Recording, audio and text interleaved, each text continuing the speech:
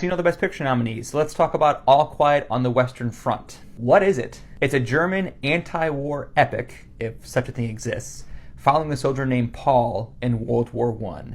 It's adapted from a novel of the same name, written in 1929 by a German veteran of World War I, Erich Maria Remarque. This is the second theatrical adaptation of the novel. The first was an American production that came out in 1930 and actually won Best Picture at the third Academy Awards.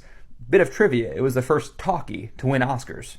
The story mostly follows Paul, this 17-year-old kid, as he fights in the trenches and tries to survive.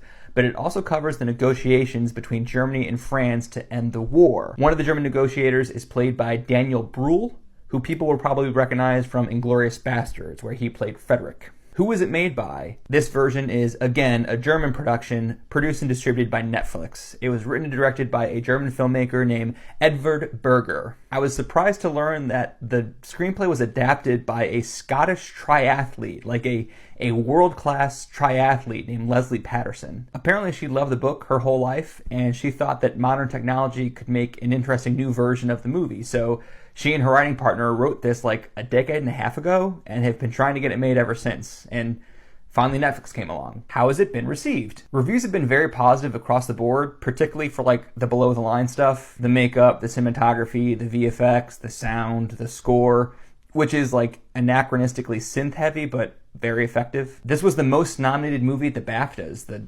British Academy Awards, and it actually just won Best Film and Best Director there, which is really something. I doubt it will repeat that feat at the Oscars, but it definitely indicates how well this has been received. Who would like this? Your grandpa, probably? I don't know. Old guys really like war movies about, like, this generation, so I don't know.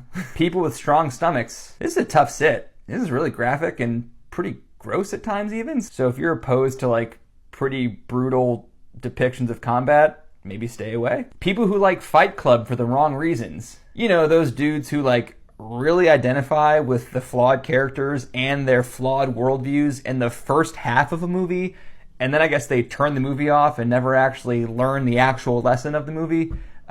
There's potential for that here. More in part 2. Actually, you know the Best Picture nominees, so let's talk about All Quiet on the Western Front. There's a famous quote, usually attributed to French director Francois Truffaut, but that might be apocryphal, where he allegedly said, "There's no such thing as an anti-war film." The point being that the medium kind of inherently glorifies its subject matter regardless of the intentions of the filmmakers. So any war movie, to varying degrees, is going to come out at least a little pro-war. Or at the very least, it'll make war look kind of cool, or glorious, or exciting, or badass. And you know, there's certainly some counterexamples. Stanley Kubrick's Paths of Glory is one that people point to a lot. Come and See, I think, is pretty convincing as an anti-war movie. I think All Quiet on the Western Front is, as much as anything else, textually an anti-war movie. That's very much in the text. It's very clear the filmmaker's intention was to make this an anti-war movie. At the start of the movie, Paul and his friends really buy into the war effort propaganda that they're fed. They are really eager to enlist and go fight. And within hours of their arrival, they're pretty quickly disillusioned by the reality, by the absolute hell they willingly signed up for. The whole movie is pretty brutal and grotesque, and from where I'm sitting, there's very little glory in anything anyone's doing. The only characters who talk about the glory of war are framed as very, very out of touch and notably out of harm's way. The movie has a real "what are we doing this for" question at the center of it, and that question is underlined by the timing in which the movie takes place. It takes place mostly in the final days of the war, like even the final hours of the war. There are intense, bloody battle sequences cross-cut with peace talks actively happening. So these soldiers are killing and dying at an alarming rate, effectively for a lost cause. The final battle in particular really drives this point home.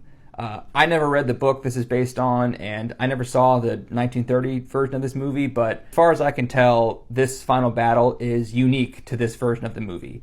And if you weren't hip to the "what are we doing this for" question that the movie was proposing before, the mechanics of the final battle make that crystal clear. The ending title card throws out some stats for how many men died in World War I, especially on the Western Front, and also like some stats on how little the Western Front actually moved over the course of the war. Again, underlining the pointlessness of it all. And they don't even mention the elephant in the room, that this is World War I, and that we would do this all again 20 years later. So again, all this bloodshed, for what? I've seen all the Best Picture nominees, so let's talk about All Quiet on the Western Front. This is nominated for 9 Oscars, tied with Banshees of Inisherin for the second most of the year, behind only Everything Everywhere All at Once.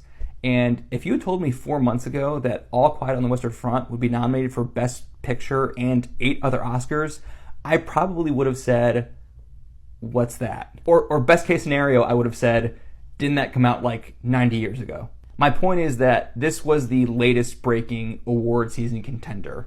To people like myself who don't have better uses of their time, award season effectively begins in September with the Venice, Toronto, and Telluride film festivals. That's when like a lot of Oscar-y movies have their world premieres. And this premiered at the Toronto Film Festival. It wouldn't hit Netflix for like a month or so later in late October, but Toronto is when critics first saw it. After Toronto and the other fall festivals, I don't think anyone really had this on their list for Best Picture nomination. Not that I'm the definitive barometer for this kind of stuff by any means, but for what it's worth, I wasn't aware of this movie's existence until like Thanksgiving or maybe even December. Not until at least a month after it premiered on Netflix and like a good 2 or 3 months after its world premiere. But the reason I started hearing about it is because it quietly but very quickly started to gain awards momentum. There was initially a decent campaign to recognize like the visual effects and the makeup and the sound and the below the line stuff. I saw a bunch of like promoted tweets showing like 60-second featurettes on the visual effects, which is kind of a new thing, I think. I can't remember a movie ever like hitting social media that hard to promote like the visual effects. Netflix is pretty good at Oscar campaigns, at least as far as like name recognition goes and getting nominations. They're not great at winning Oscar campaigns yet, but you know. And so as the season went on, Netflix was promoting both All Quiet on the Western Front and Glass Onion. And for whatever reason, the All Quiet campaign took. So they kind of quietly abandoned their Glass Onion campaign and went hard into the All Quiet on the Western Front campaign. And that worked really well, apparently. Shortly before the Oscar nominations were announced, this was nominated for 14 BAFTAs, the most of the year. So by the time the Oscar nominations were announced, the Best Picture nomination and the plethora of below-the-line nominations were kind of a foregone conclusion, as surprising as that would have been 4 months ago. A savvy awards campaign probably helped a lot, but I should also mention the movie's really, really good, so that probably helped too.